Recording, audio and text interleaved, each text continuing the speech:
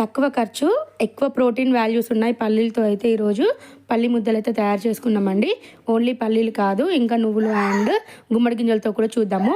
First పల్లీలు, నువ్వులు and గుమ్మడి గింజలు అయితే వేరువేరుగా అయితే ఫ్రై చేసుకొని అయితే పక్కన పెట్టుకోవాలండి.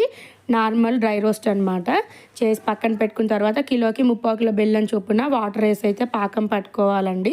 సో ఏంటి అని అంటే పాకం మనకి ఇలా వాటర్లో వేసినప్పుడు ఇలా కొంచెం ముద్దలా వస్తే అయితే సరిపోతుంది. ఇలా అయిన తర్వాత మనము ఈ పాకాన్ని పక్కన పెట్టుకోవాలండి, లేదంటే పాకం ఇంకా ముదురు పాకం అయితే వస్తుంది.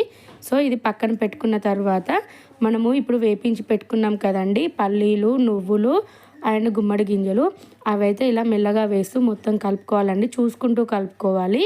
ఏంటి అని అంటే మనకి ఇలా అవి పట్టుకొని చూస్తే ఇలా ఉండవచ్చేలాగా అయితే ఉంటే మనకి పాకం పర్ఫెక్ట్ అనమాట. సో ఇవన్నీ మంచిగా కలిసేంతవరకు కలుపుకోవాలి. ఫ్రెండ్స్ ఎవరైనా మన ఛానల్ని ఫస్ట్ టైం చూస్తున్నట్లయితే ప్లీజ్ అండి ఒక సబ్స్క్రైబ్ చేసుకోండి. అండ్ వీడియో మీకు నచ్చినట్లయితే లైక్ అయితే చేయడం మర్చిపోవద్దు. సో ఇలా చూస్తూ అయితే మనం వేపించుకున్న పల్లీలు అయితే వేసుకోవాలన్నమాట. సో ఇవన్నీ మంచిగా కలిసిన తర్వాత ఇది వేడిగా ఉన్నప్పుడే ఉండలు అనేవి చేసుకోవాలండి. చల్లారిందంటే మళ్ళీ వేడి చేయాల్సి వస్తుంది. సో వేడిగా ఉన్నప్పుడే ముద్దలు అయితే చేసుకోవాల్సి ఉంటుంది.